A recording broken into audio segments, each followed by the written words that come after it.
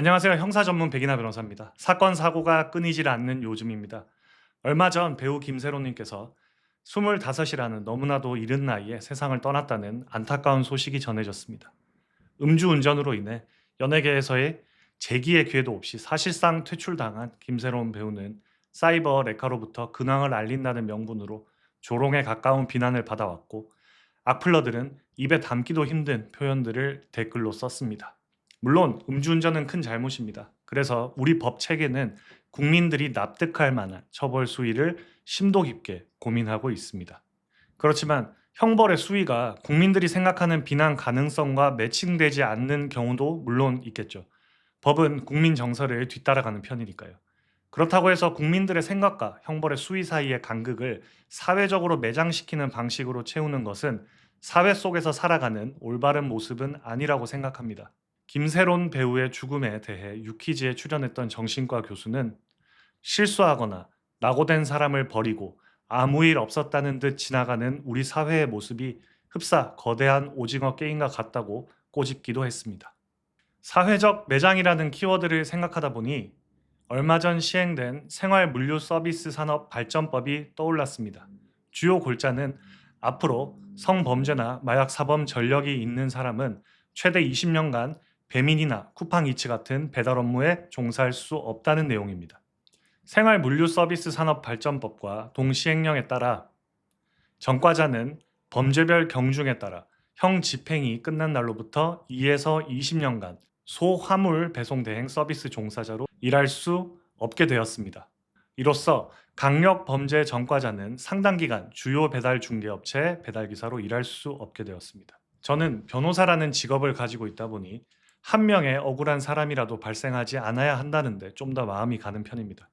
그래서 지금부터 언급하는 부분은 변호사라는 직업 윤리에 입각한 견해라는 점을 고려해 주시면 감사하겠습니다.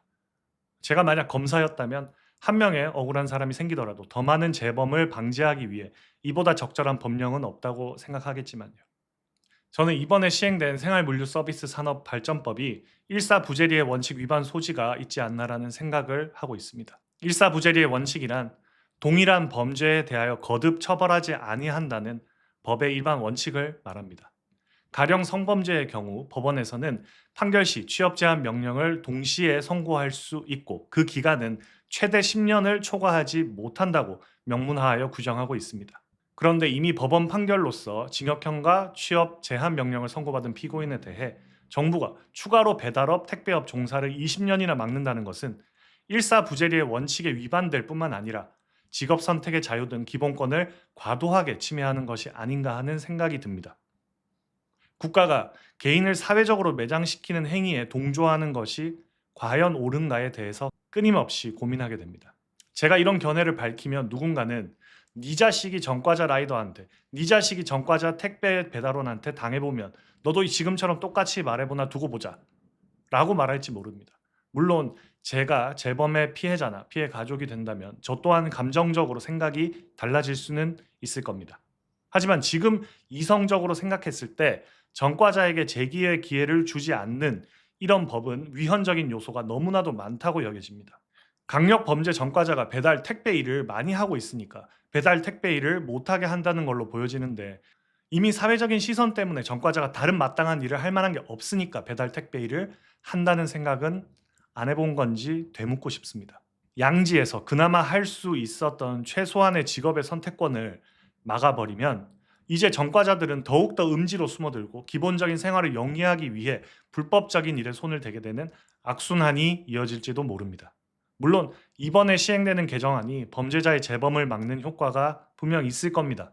그렇지만 속죄하며 열심히 살고 있는데 갑작스럽게 재기의 기회조차 잃어버리게 되어 앞으로 살아갈 길이 막막해지는 사람도 생길 수 있다는 점을 한 번쯤 생각해 보면 좋을 것 같습니다. 이상 백이나 변호사였습니다. 감사합니다.